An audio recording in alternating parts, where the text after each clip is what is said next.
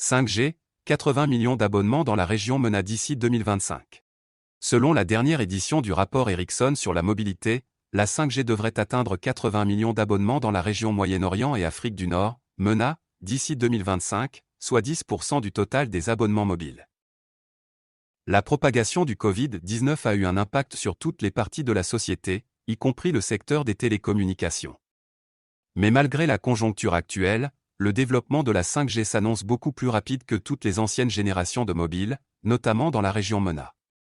Malgré un ralentissement de la croissance de ces abonnements sur quelques marchés, d'autres ont connu une accélération du déploiement commercial, où les abonnements 5G ont dépassé les 500 000.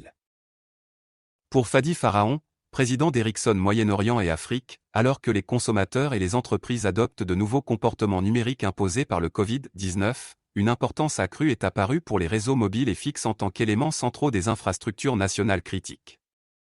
Il ajoute que, la dernière édition du rapport sur la mobilité d'Ericsson réitère l'importance des nouvelles technologies telles que la 5G, non seulement dans l'évolution de la communication, mais également en termes de soutien aux entreprises et aux sociétés durant le télétravail.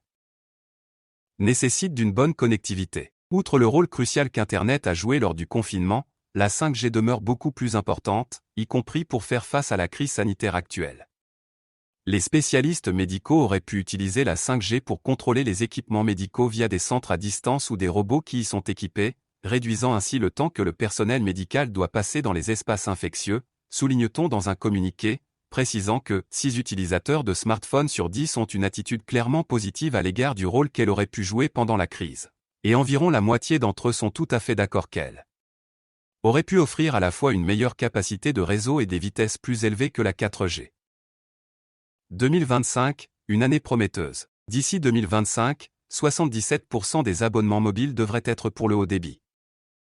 La région devrait connaître l'un des taux de croissance les plus élevés en matière d'utilisation de données mobiles, multipliant par 9 le trafic total de celles-ci entre 2019 et 2025.